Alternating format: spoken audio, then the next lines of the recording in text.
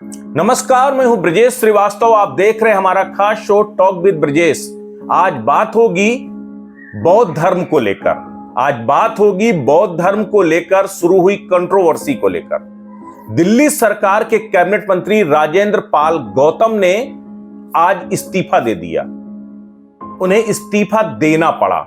इसके पीछे की वजह थी बौद्ध धर्म अपनाने को लेकर उनका दिया हुआ एक विवादास्पद बयान, जिसको लेकर जमकर कंट्रोवर्सी हो रही थी।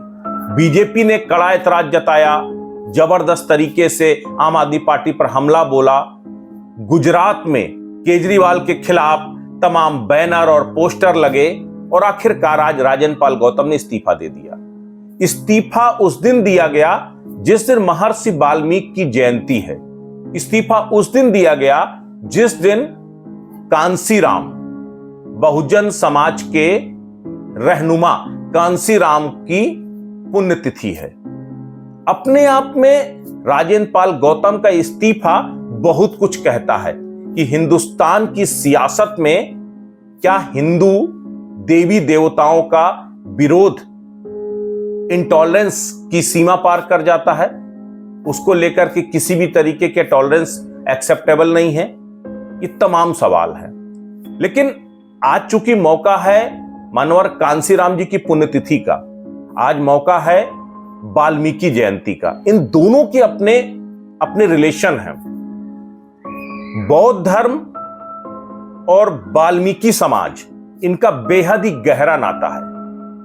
अगर आप सियासत में वाल्मीकि समाज को सियासत के हिसाब से देखिए तो बाबा साहब अंबेडकर ने वाल्मीकि समाज को बौद्ध धर्म के साथ जोड़ा। आपको याद हो 1935 में बाबा साहब ने एक बयान दिया था। डॉक्टर अंबेडकर का एक बयान अपने आप में बेहद अहम था।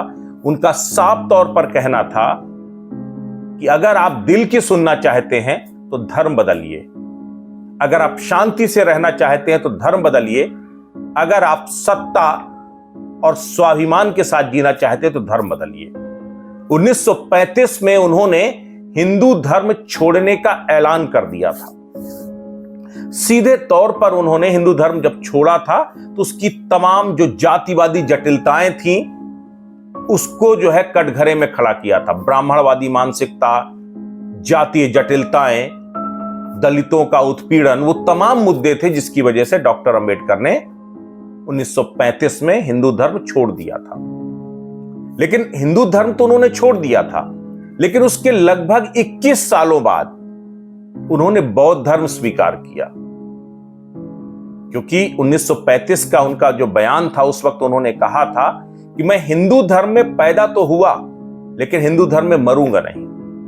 और आखिरकार उन्होंने 21 साल बाद 14 अक्टूबर 1956 को महाराष्ट्र में उन्होंने अपने लाखों समर्थकों के साथ बौद्ध धर्म स्वीकार कर लिया था। बाबा साहब अंबेडकर भी हिंदूवादी इन जटिलताओं के खिलाफ, ये जो जातीय मकड़जाल था, इसकी मुखालफत करते थे। महात्मा गांधी ने उसका विरोध किया था। बाबा साहब भीमराव अंबेडकर का उस बयान का भी विरोध किया था जिसमें उन्होंने हिंदू धर्म की मुखालफत की थी, हिंदू धर्म छोड़ने का ऐलान किया था। महात्मा गांधी ने उस वक्त कहा था, ये कोई कपड़ा नहीं है कि आप जब चाहो, ये कोई मकान नहीं है कि आप जब चाहो तब बदल दो। हिंदू धर्म या कोई भी धर्म चिरस्थायी होता है, जिसमें आप पैदा होते हो आप उसी में मरते हो। लेकिन बावजूद उसके बाबा साहब अंबेडकर ने इसको स्वीकार नहीं किया। अब आपको इससे आगे चलते हैं। दरअसल बाबा साहब अंबेडकर ने दलितों को, अनुसूचित जाति को, वाल्मीकि समाज के लोगों को समाज की मुख्य धारा में लाने के लिए, समाज की भागीदारी सुनिश्चित करने के लिए उन्होंने बौद्ध धर्म को कहा था कि बौद्ध धर्म में दलितों का हित सुरक्षित है और यही वो धर्म है जो कहीं ना कहीं दलितों को बराबरी का हक देता है। और आखिरकार उन्होंने हिंदू धर्म छोड़ दिया। खैर, वो एक विवाद था। उसके बाद बहुजन समाज की सियासत आती है मानवर कांसीराम के जरिए। कांसीराम साहब एक साइंटिस्ट से उन्होंने पहले कर्मचारियों के लड़ाई का एक यूनियन बनाया, फिर उन्होंने एक वामसेप बनाया। वामसेप बनाने के साथ साथ वो लगातार इस बात की मुखालफत करते रहे कि किस तरीके से खास करके हिंदू धर्म, हिंदू संस्कृति, जाति व्यवस्थाएं वो लगातार जो दलितों को किनारे कर रही हैं, उनके साथ अत्याचार कर रही हैं। और यही वजह थी, वो कहते थे कि दलितों को सत्ता में भागीदारी करना चाहिए। उनका अपना सिद्धांत था। वो कहते थे कि सियासत में जिसकी जितनी भागीदारी उसकी उतनी साझेदारी।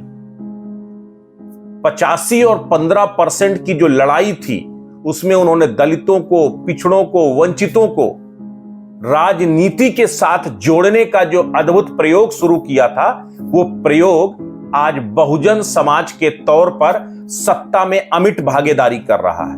अगर आज हर एक दल जो आज दलितों को अपने पाले में करने में लगा हुआ, तो उसके पीछे वो वोट बैंक है, वो ताकत है। और उसे ताकत बनाने का काम बाबा साहब अंबेडकर ने जिसकी शुरुआत की थी, उसे अपने मुकाम तक पहुंचाने का काम मानवर कांसीराम जी ने किया। इस वक्त मुलायम सिंह यादव जीवन और मौत के साथ संघर्ष कर रहे हैं अस्पताल में।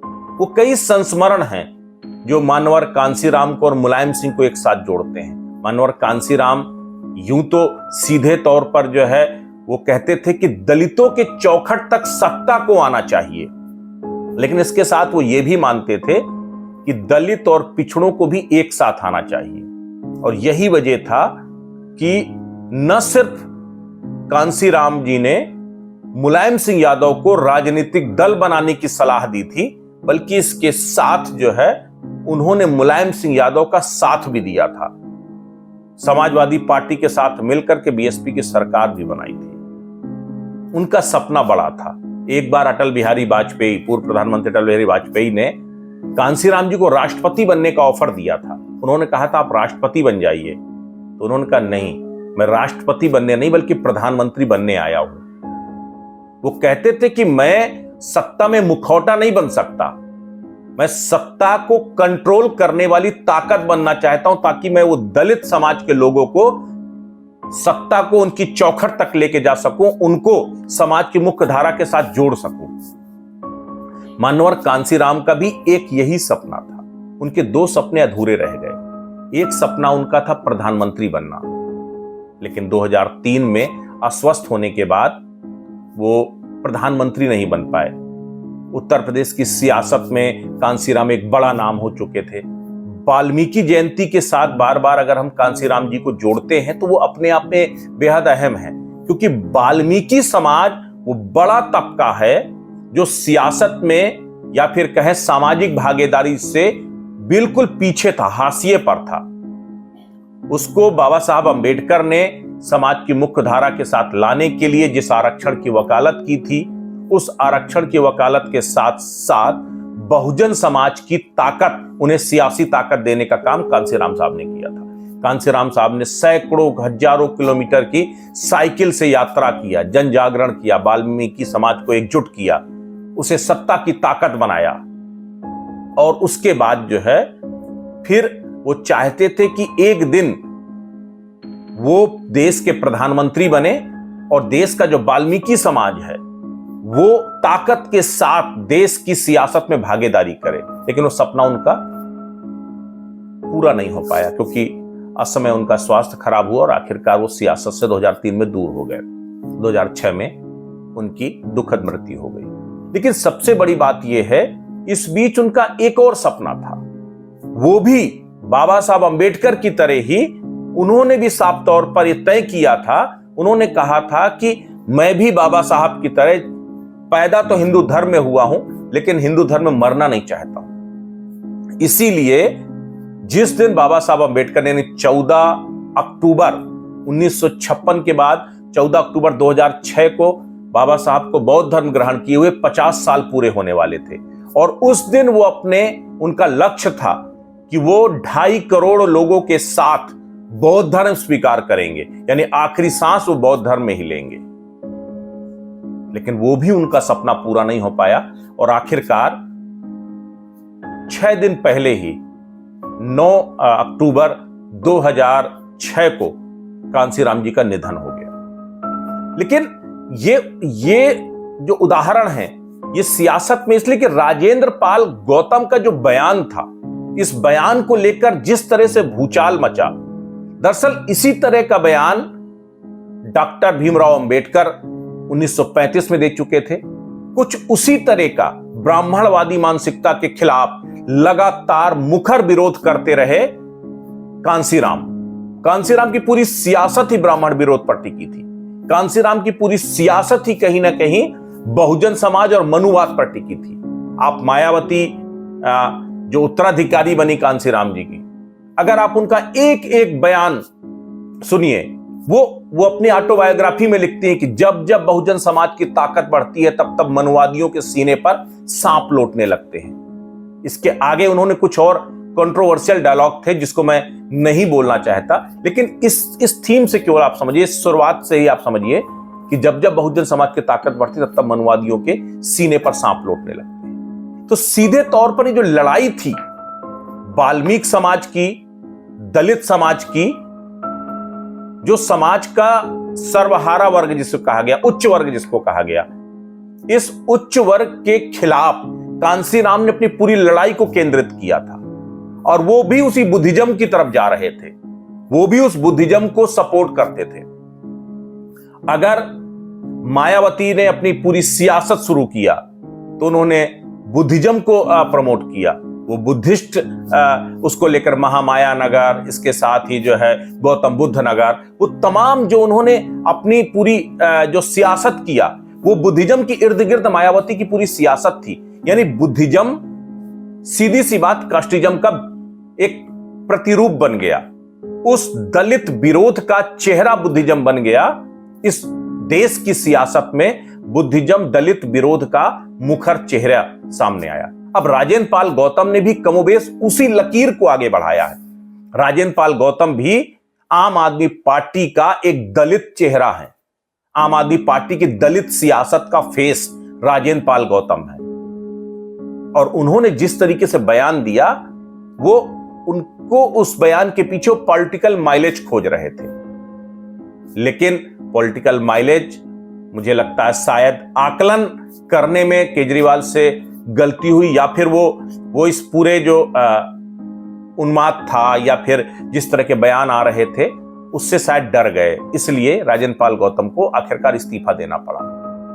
लेकिन मैं उनके बयान को जस्टिफाई नहीं कर रहा हूं, लेकिन मेरा इस एनालिसिस के पीछे मतलब सिर्फ इतना है कि जो राजेंद्र पाल गौतम ने जिस तरह के बयान दिए, राजेंद्र पाल गौतम की जो अपनी आइडियोलॉजी है, वो आइडियोलॉजी उनकी कोई नई और यूनिक नहीं है, बल्कि देश की सियासत में इस तरह के बयानों को रेलेवेंसी मिलती रही है, एक्सेप्टेंस मिलती रही है।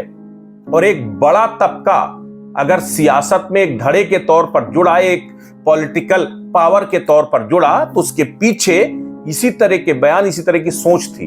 बाबा साहब अंबेडकर से लेकर कांसीराम तक वो तमाम वो सोच उसी तौर पर पनपी और वो पल्लवित और पोषित हुई।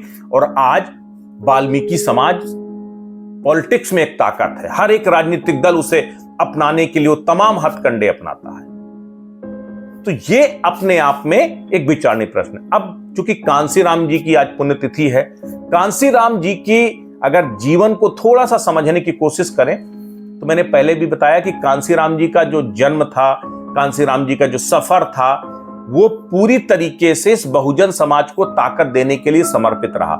बामसेप से 1984 में आई बहुजन समाज पार्टी तक उन्होंने ये जो इसको एक सियासी ताकत देने की कोशिश, पहले बामसेप के जरिए उन्होंने उस संगठन को मजबूत करने की कोशिश की जो अनुसूचित जाति, दलित समाज, वाल्मीकि समाज का जो बड़ा तबका था उसको संगठित करके उसे सामाजिक ताकत देने की कोशिश की। उसके बाद उसे राजनीतिक ताकत के साथ जोड़ने के लिए 1984 में कांसीराम साहब ने बहुजन समाज पार्टी की स्थापना किया। 92 में समाजवादी पार्टी आती है। उत्तर प्रदेश में समाजवादी पार्टी बनाने का मुलायम सिंह यादव ने अगर 1992 में समाजवादी पार्टी बनाई तो उसमें बड़ी भूमिका कहीं ना कहीं कांसीराम साहब की थी। कांसीराम साहब ने खुद मुलायम सिंह यादव को ऑफर किया था कि आप पार्टी बनाइए, हम आपका सपोर्ट करेंगे, और आखिरकार कांसीराम साहब ने सपोर्ट भी किया। 93 में बीएसपी की सरकार बनी, उसमें कहीं ना कहीं बड़ी भूमिका जो है सपा और बसपा के उस गठबंधन की थी। लेकिन उसके बाद बाद में एक दूसरे के विरोध में सियासत जाने लगी, क्योंकि कहीं ना कहीं कांसीराम साहब को भी एक चीज महसूस होने लगा था। कांसीराम साहब को कई बार ये कहा जाता है कि उन्होंने सियासत में धोखेबाजी किया। उन्होंने बीजेपी का साथ लिया, उन्होंने सपा का साथ लिया, उन्होंने कांग्रेस का साथ लिया, लेकिन सबका साथ समय समय पर छोड़ते रहे। तो वो कहा करते थे कि मैं राजनीति में किसी को खुश करने के लिए नहीं आया हूं, ये सब पॉलिटिकल टूल है जो मेरे उस मिशन को कामयाब बनाने के लिए मैं इनका साथ लेता हूं। वो मिशन मेरा क्या है? बहुजन समाज को, इस पूरे दलित समाज को समाज की मुख्य धारा के साथ जोड़ना, ये मेरा मकसद है। और इसके लिए मुझे जब जिसकी जरूरत पड़ेगी मैं उसका इस्तेमाल करूंगा, क्योंकि आज तक सिर्फ इस दलित समाज का इन तमाम उच्च वर्ग ने या फिर इन तमाम जो परंपरागत राजनीतिक दल थे, इन्होंने सिर्फ उसका इस्तेमाल किया है। तो राजनीति में वाल्मीकि, राजनीति में बुद्धिज्म और राजनीति में हिंदू धर्म, हिंदू संस्कृति, हिंदुत्व, जातीय व्यवस्था, इनके खिलाफ बयानबाजी कुछ नया नहीं है। ये सब कुछ उसी तरीके से चलता चला आ रहा था। और चूंकि 24 का चुनाव है, 24 के चुनाव से पहले हर किसी का टारगेट एक बड़ा तबका है, और वो बड़ा तबका चाहे बुद्धिज्म के जरिए आपके पास आए, वाल्मीकि को जो है वाल्मीकि जयंती मनाकर आपके पास आए, या फिर जो है उसका विरोध करके, वो तमाम चीजें सब कुछ जायज है।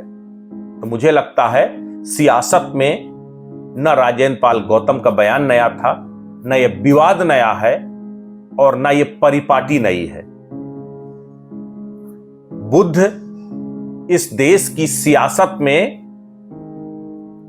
दरअसल अगर देखा जाए तो अपने आप में धर्म से लेकर के आज सियासत तक हमेशा रेलेवेंट रहे हैं। हिंदू धर्म में, अगर हिंदू धर्म में शंकराचार्य ने हिंदू धर्म को नए सिरे से सृजित करने का, संगठित करने का काम किया, तो उसके पीछे बुद्धिज्म था। जो नास्तिक संप्रदायों का उदय हुआ, जिसमें बुद्ध सबसे बड़े प्रखर जो है चेहरे के तौर पे सामने आए, बुद्धिज्म वो विचारधारा थी जो हिंदुत्व की उस जाति जटिलता का विरोध करती थी। और उसी के इर्द गिर्द जो है धर्म का ताना बाना बुना गया, और उसी के इर्द गिर्द जो है वो सियासी ताना बाना बुना गया। यानी वाल्मीकि, बुद्धिज्म और देश की सियासत में दलित हमेशा रेलेवेंट रहेंगे। और जब जब दलित रेलेवेंसी की बात आएगी, तब तब बुद्धिज्म को स्वीकारना होगा, और बुद्धिज्म के साथ साथ हिंदुत्व के खिलाफ बयानबाजी भी चलती रहेगी। तो आज का इस पूरे एपिसोड के पीछे हमारा मकसद यही था कि हम आपको बुद्धिज्म बताएं, इन बयानबाजियों के पीछे का मकसद बताएं। तो आपको हमारा यह विश्लेषण कैसा लगा, कृपया कमेंट करके जरूर बताएं।